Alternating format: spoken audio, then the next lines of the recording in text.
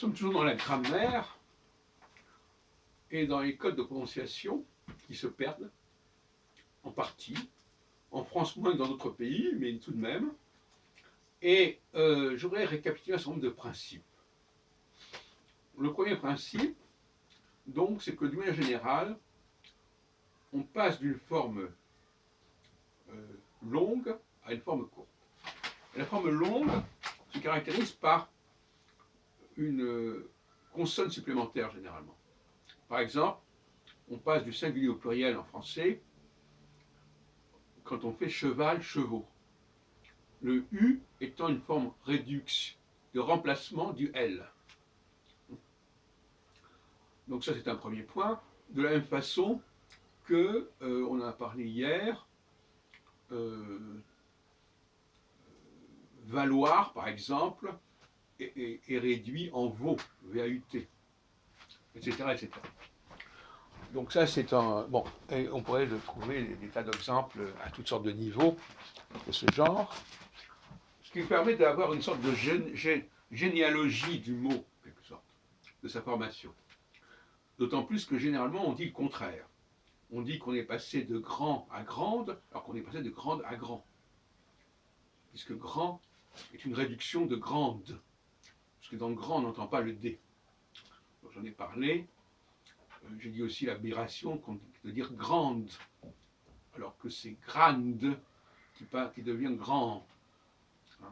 Le en est un marqueur de la forme réduite, et donc il ne peut pas être utilisé dans la forme longue. Alors, il y a un cas intéressant aussi, c'est le L. Le L en français, quand on dit il, déjà, on ne respecte pas la règle. En réalité, on est passé de L à il, à condition de ne pas prononcer le L, de il. D'ailleurs, il y a beaucoup de formes familières en i. Comment ça va-t-il? Il faut pas.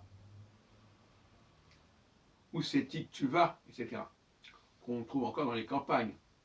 Et là, le L disparaît. Il ne disparaît pas au niveau de l'écrit, il disparaît au niveau phonique. Et donc, nous, on a gardé le L parce que on prend exemple sur l'écrit, alors que l'écrit doit être traité. Il y a des règles de passage de l'écrit à l'oral qui sont ou non respectées.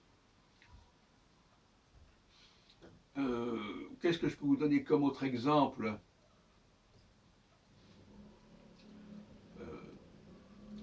Bon, j'ai parlé hier d'un problème très grave, qui est le problème de est-ce que le futur se forme à partir de l'infinitif ou l'infinitif à partir du futur?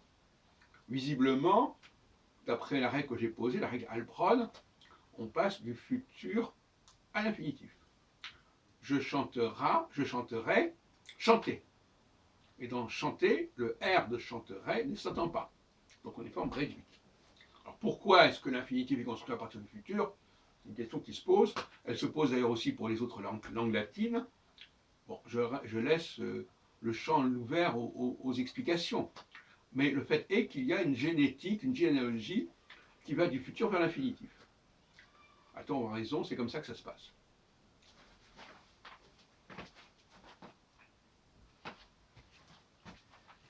Et donc, je reviens encore une fois, le pluriel en français est une réduction du singulier.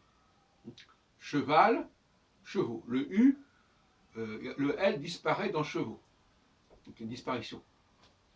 Et d'ailleurs, on ne devrait pas dire cheval de toute façon, puisqu'il n'y a pas de E.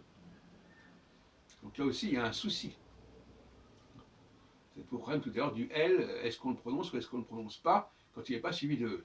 Donc normalement, on doit avoir cheval comme cavale avec un E à la fin. À partir du moment où, au singulier, il y a qu'on entend la consonne, ça veut dire qu'elle doit être suivie du E.